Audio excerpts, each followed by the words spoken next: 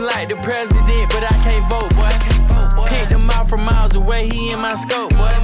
How you speaking on my name and making no noise? How was your relationship with Steve, your brother? Was it close, or was just the younger brother that was always in the way? Yeah, we didn't get closer till we got older. So when we were smaller, it's always brotherly fights and like the little stuff. So as I got older, then we became closer because I saw him like want to follow in a way that that I was headed, and I ain't like that because I wanted him to like be better than me. Can you give us a story that gives the people the insight of your brother's character, Steve? Yeah, man, Playboy, man, remind me of a Darwin, Chopper style. Okay. So they was close too for the people that don't know.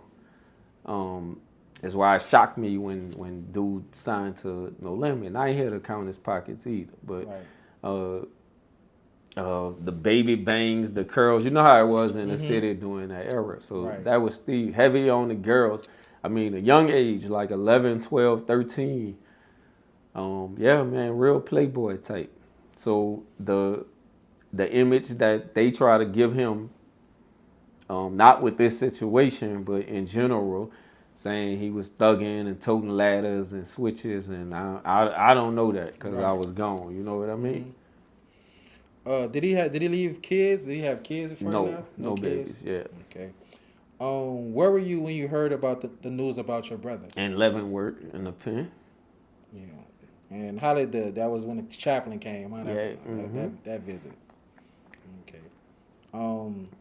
Back then when you were focused on were you focused on getting revenge to avenge your brother? Yeah, of course, because you young, you hothead, that's all you think about. And you hear a million stories, because I really didn't know the truth. So everybody that come in after me during that time got a story of this one did it, or that one did it, or C Murder did it, or C Murder didn't do it.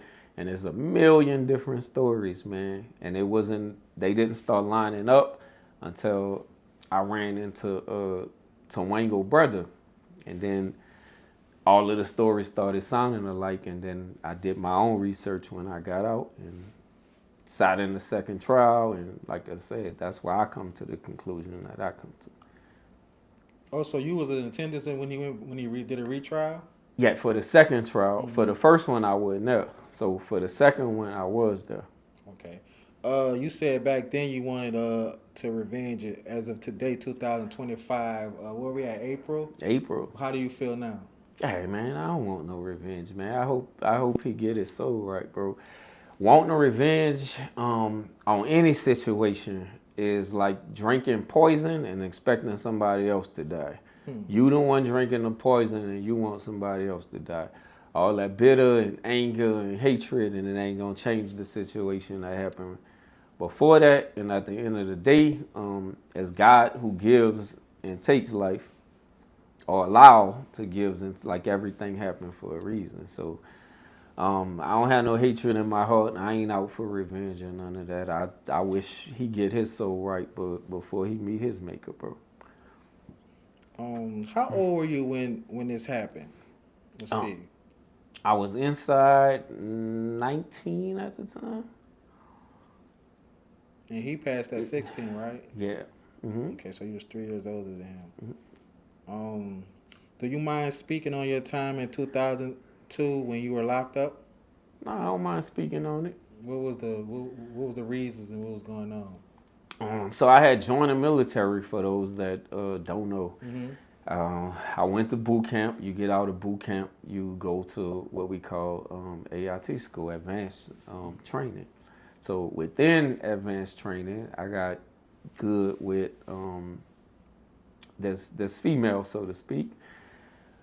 And she was an exotic dancer. Whatever the case, we was cool with that type of party, but somebody violated her.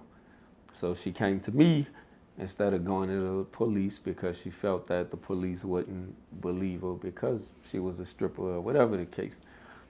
So I went to, I don't want to say avenger, but I went to like talk to dude. And then when I get there, he get irate. He pull a knife on me. And I have my weapon on me, so when he pull a knife, I disarm him, I take the knife, stab him, and shoot him, and then they said I did too much stuff to say it was self-defense. So that's where I got the time. And then saying I was in the military and I was trained and all of that stuff. So that's why I got attempted murder, initially 16 years. It got cut to 12 for clemency. And then I ended up doing an 8-piece. That's why I got shipped to the feds. So for you being trained to serve the country and learn the techniques of survival, you wound up getting a attempted murder charge. Yeah, but looking back, still, like they were called blackout. But I didn't, man. I felt like my life was right. But I did do too much stuff, and I admit to that here in my old age. Like, I should have stopped when I had the upper hand. But like I said back then, all you know is go.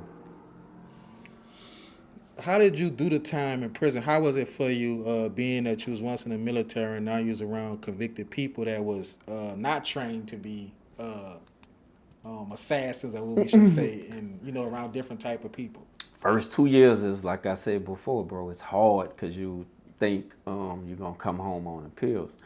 And then growing up in New Orleans, like we used to being around felons. Not that that's right, but right. Somebody in the family got a case, something going on. So you're around the people, but you still feel out of place sometimes.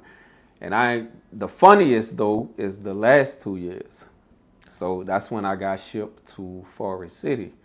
And then in there, like I say, is a brand new wave. It was a medium. It wasn't a pen no more. But you get in there, that's where I met Glenn Metz. That's where I met homie from your way, Pooh Man. Oh, yeah?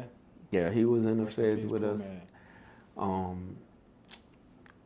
Tootie, Donald Rio, the boy who killed, well, he ain't kill him, but he set up Young Greatness. He was in there too. Oh, yeah? Yeah, he was in Forest City.